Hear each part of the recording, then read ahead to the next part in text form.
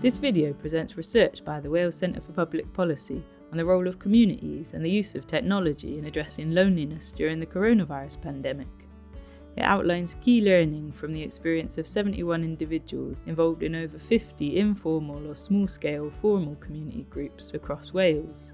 The research explored the effect their involvement had on experiences of loneliness, the role that online and offline technology played, and how this kind of community action could be sustained, enabled and enhanced into recovery.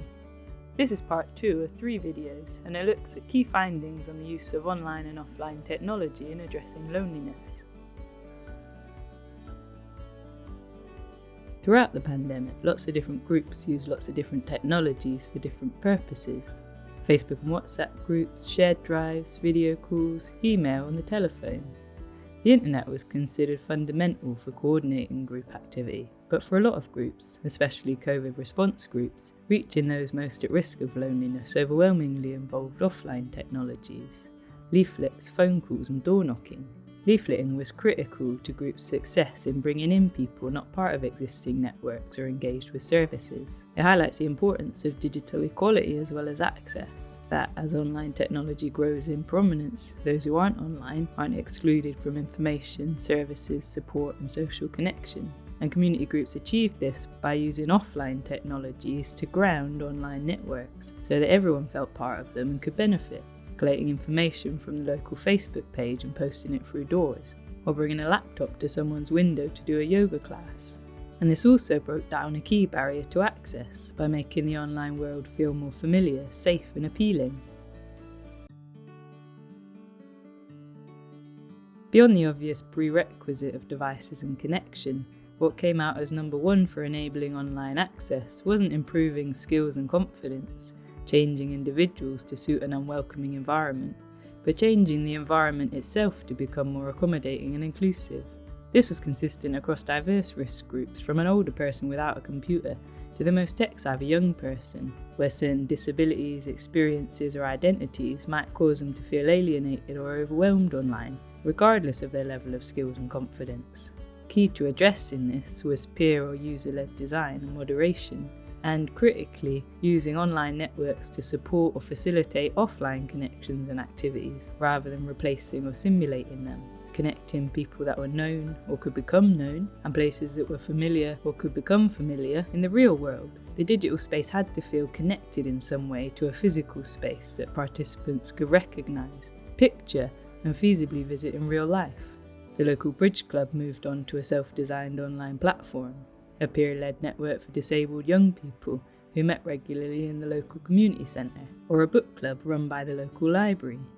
Lots usually quite reluctantly emphasise the functionality of social media platforms, particularly Facebook groups here, providing a simple way for groups to tailor and moderate their own online spaces to make sure they felt navigable, safe and friendly, and connected only known or recognisable people and places. This was considered very different to more toxic social media use, which was described as floating interaction in cyberspace, detached from any clear purpose or connection in the physical world.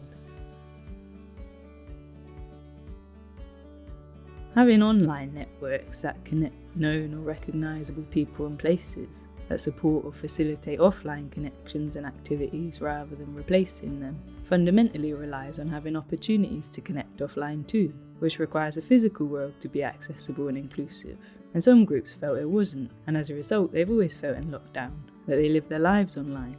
Definitely the internet provided crucial safe spaces to connect with others with shared experiences or identities, and increased access for people facing physical, geographical or mental barriers to engaging in the offline world. But online space had only become this lifeline because of the inaccessibility of physical offline space.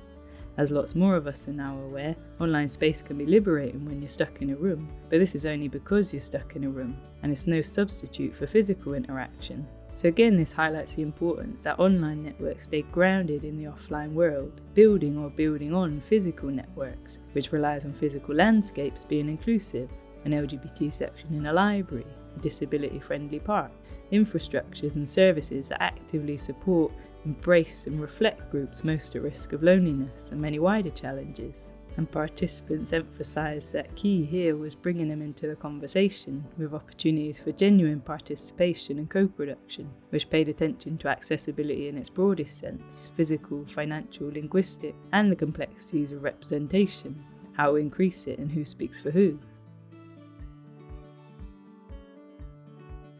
So for reaching and supporting those most at risk of loneliness, both online and offline technologies played important roles for the community groups in this research. Crucially, groups highlighted the importance that as online communications rise in prominence, they stay grounded in physical, localised offline networks rather than replacing them. This groundedness was considered critical to preventing the creation or deepening of lines of exclusion around those stuck offline, as well as those stuck online, and it relied on inclusive infrastructures in both digital and physical space, developed through co-production and participation in design, development, and day-to-day use.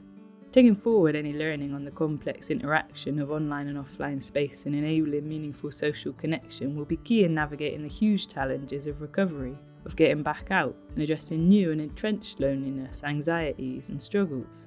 As this research has emphasised, technology won't solve any of these alone, but it can help a lot as part of a blended approach, where digital interactions aren't contained in digital space, but support and enable physical connection and activities, building on and building new physical relationships. For more detail on these findings, you can download our report here, or on the Wales Centre for Public Policy website. And don't forget to watch part 3 for our findings on opportunities for enabling, sustaining and enhancing community action and connection. For more information about our research, visit our website, and don't forget to subscribe to our channel and click the bell to get an email when new videos are released.